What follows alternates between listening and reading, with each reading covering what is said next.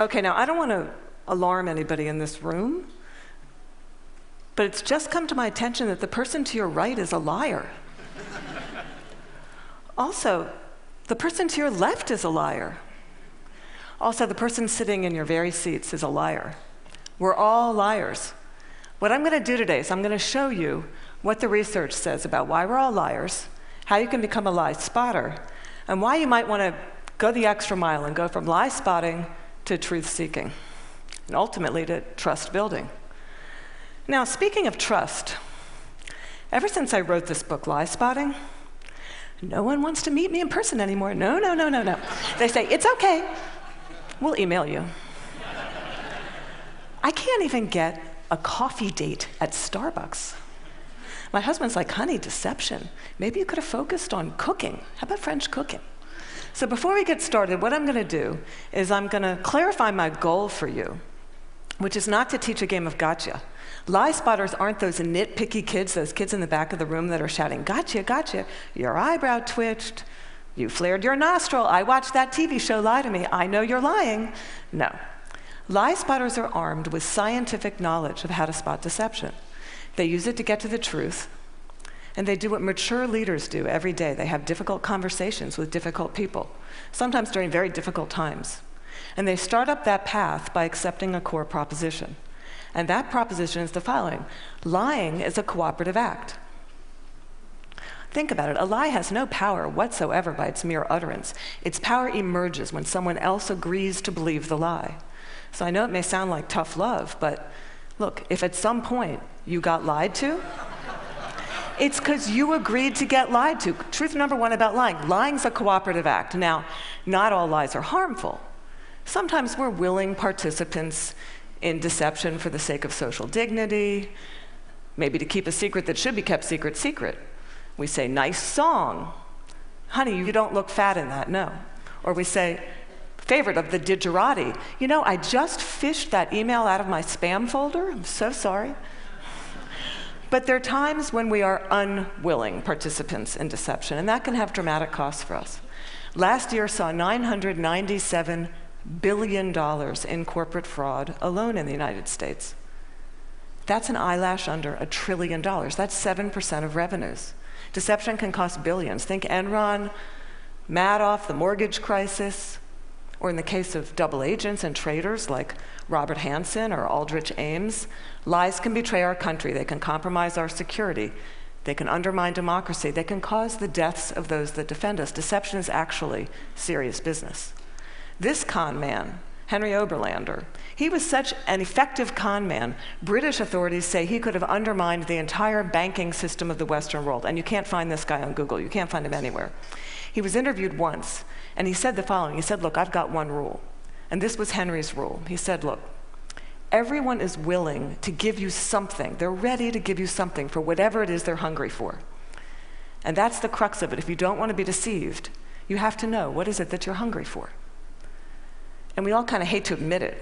You know, we kind of wish we were better husbands, better wives, smarter, more powerful, taller, richer. The list goes on. Lying is an attempt to bridge that gap, to connect our wishes and our fantasies about who we wish we were, how we wish we could be, with what we're really like. And boy, are we willing to fill in those gaps in our lives with lies. On a given day, studies show that you may be lied to anywhere from 10 to 200 times. Now, granted, many of those are white lies. But in another study, it showed that strangers lied 3 times within the first 10 minutes of meeting each other. Now, when we first hear this data, we recoil. We can't believe how prevalent lying is. We're essentially against lying. But if you look more closely, the plot actually thickens. We lie more to strangers than we lie to coworkers. Extroverts lie more than introverts. Men lie 8 times more about themselves than they do other people. Women lie more to protect other people. If you're in an average married couple, you're going to lie to your spouse in 1 out of every 10 interactions. Now, you may think that's bad. If you're unmarried, that number drops to 3. Lying's complex. It's woven into the fabric of our daily and our business lives. We're deeply ambivalent about the truth. We parse it out on an as-needed basis, sometimes for very, very good reasons, and other times just because we don't understand the gaps in our lives. That's truth number 2 about lying. We're against lying, but we're covertly for it in ways that our society has sanctioned for centuries and centuries and centuries. It's as old as breathing. It's part of our culture. It's part of our history. Think Dante, Shakespeare, the Bible, news of the world. Lying has evolutionary value to us as a species. Researchers have long known that the more intelligent the species, the larger the neocortex, the more likely it is to be deceptive. Now, you might remember Coco. Does anybody here remember Coco the gorilla, who was taught sign language? Coco was taught to communicate via sign language. Here's Coco with her kitten. It's her cute little fluffy pet kitten. Coco once blamed her pet kitten for ripping a sink out of the wall. We're hardwired to become leaders of the pack. It starts really, really early. How early? Well, babies will fake a cry, pause, wait to see who's coming, and then go right back to crying. 1-year-olds learn concealment. 2-year-olds bluff.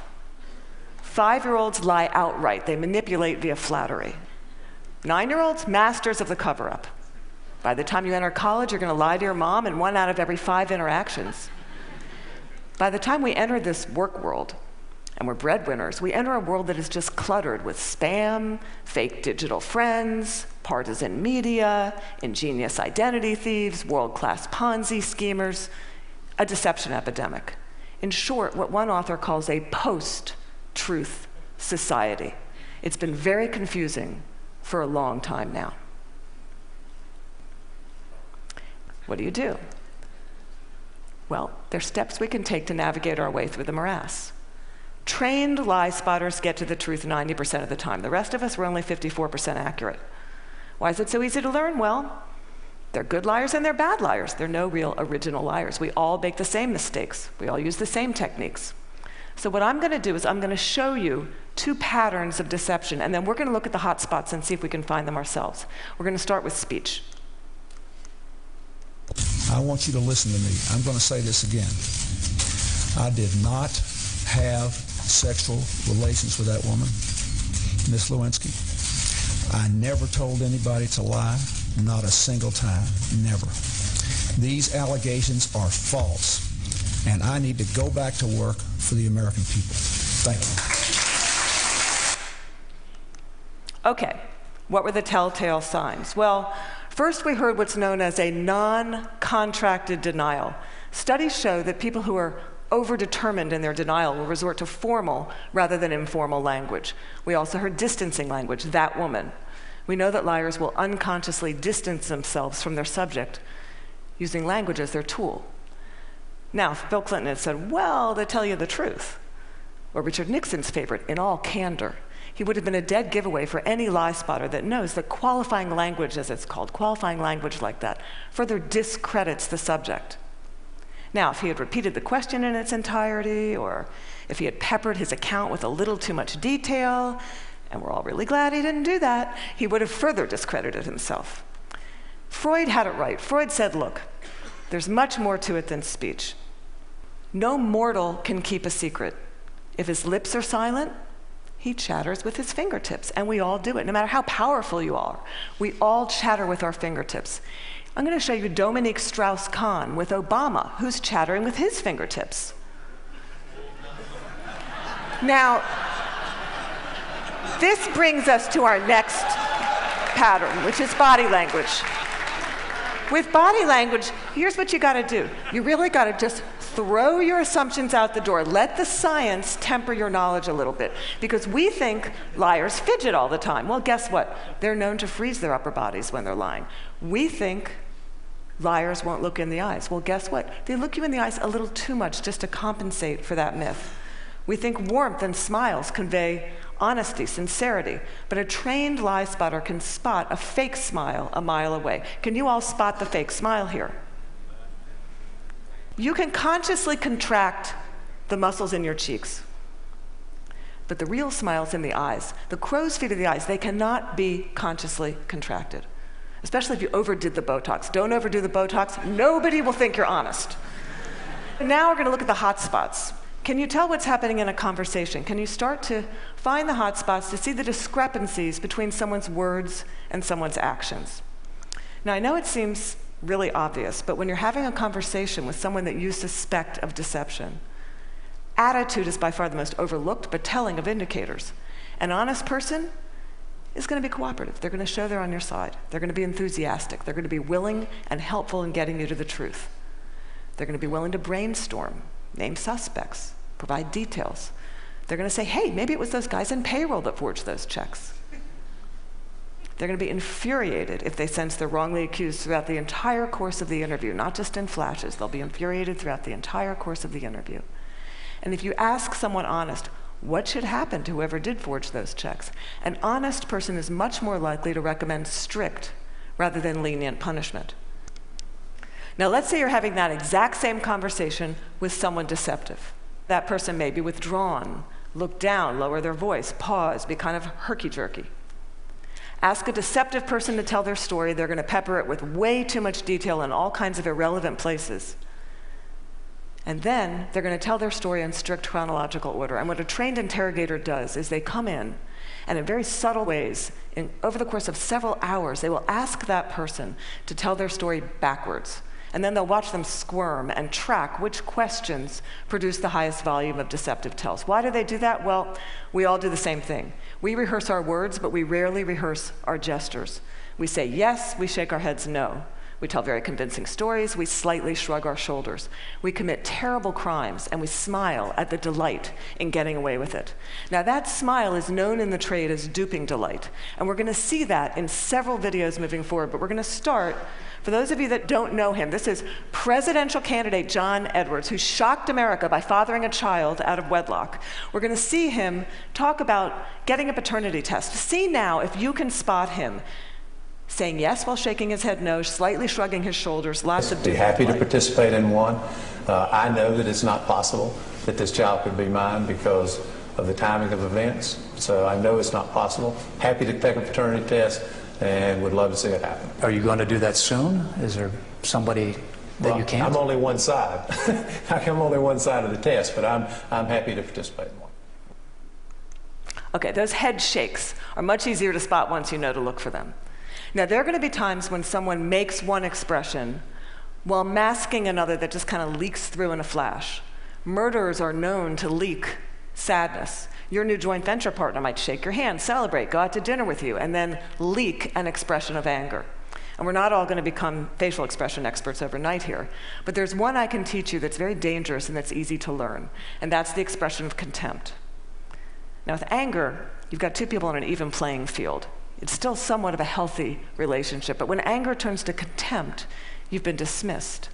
It's associated with moral superiority, and for that reason, it's very, very hard to recover from. Here's what it looks like. It's marked by one lip corner pulled up and in.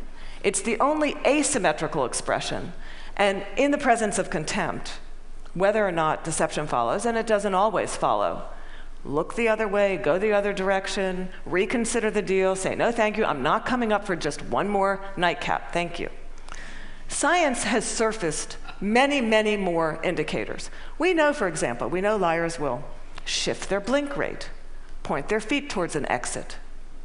They will take barrier objects and put them between themselves and the person that's interviewing them. They'll alter their vocal tone, often making their vocal tone much lower. Now, here's the deal.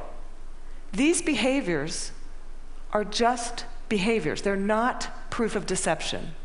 They're red flags. We're human beings. We make deceptive, flailing gestures all over the place all day long. They don't mean anything in and of themselves. But when you see clusters of them, that's your signal. Look, listen, probe, ask some hard questions, get out of that very comfortable mode of knowing, walk into curiosity mode, ask more questions. Have a little dignity. Treat the person you're talking to with rapport. Don't try to be like those folks on Law and Order and those other TV shows that pummel their subjects into submission. Don't be too aggressive. It doesn't work. Now, we've talked a little bit about how to talk to someone who's lying and how to spot a lie. And as I promised, we're now going to look at what the truth looks like. And I'm going to show you two videos. Two mothers. One is lying, one is telling the truth. And these were surfaced by researcher David Matsumoto in California. And I think they're an excellent example of what the truth looks like. This mother, Diane Downs, shot her kids at close range, drove them to the hospital while they bled all over the car, claimed a scraggy-haired stranger did it. And you'll see when you see the video, she can't even pretend to be an agonizing mother. What you want to look for here is an incredible discrepancy between horrific events that she describes and her very, very cool demeanor. And if you look closely, you'll see duping delight throughout this video. But at night, when I close my eyes, I can see Christy reaching her hand out to me while I'm driving, and the blood just keep coming out of her mouth. And that, maybe it'll fade too with time, but I don't think so. That haunts me the most.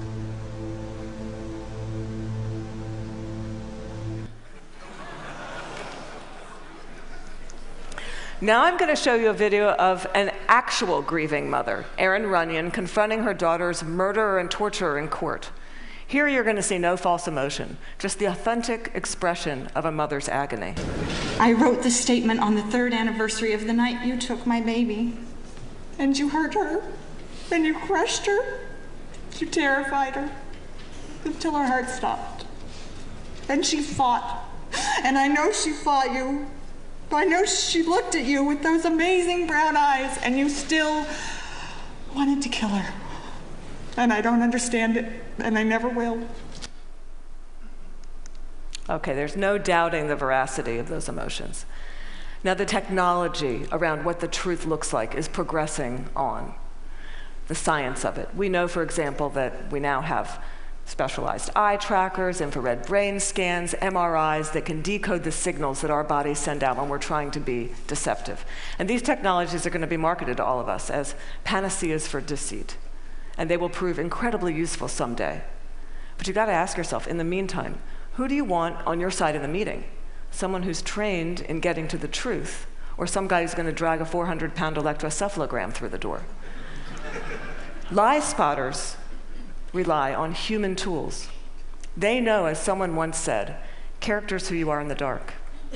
And what's kind of interesting is that today we have so little darkness.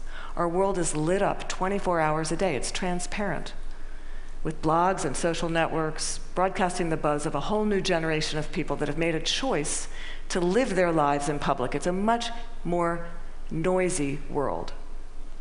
So one challenge we have is to remember, oversharing, that's not honesty. Our manic tweeting and texting can blind us to the fact that the subtleties of human decency, character, integrity, that's still what matters. That's always what's going to matter. So in this much noisier world, it might make sense for us to be just a little bit more explicit about our moral code. When you combine the science of recognizing deception with the art of looking, listening, you exempt yourself from collaborating in a lie. You start up that path of being just a little bit more explicit because you signal to everyone around you. You say, hey, my world, our world, it's going to be an honest one. My world is going to be one where truth is strengthened and falsehood is recognized and marginalized. And when you do that, the ground around you starts to shift just a little bit. And that's the truth. Thank you.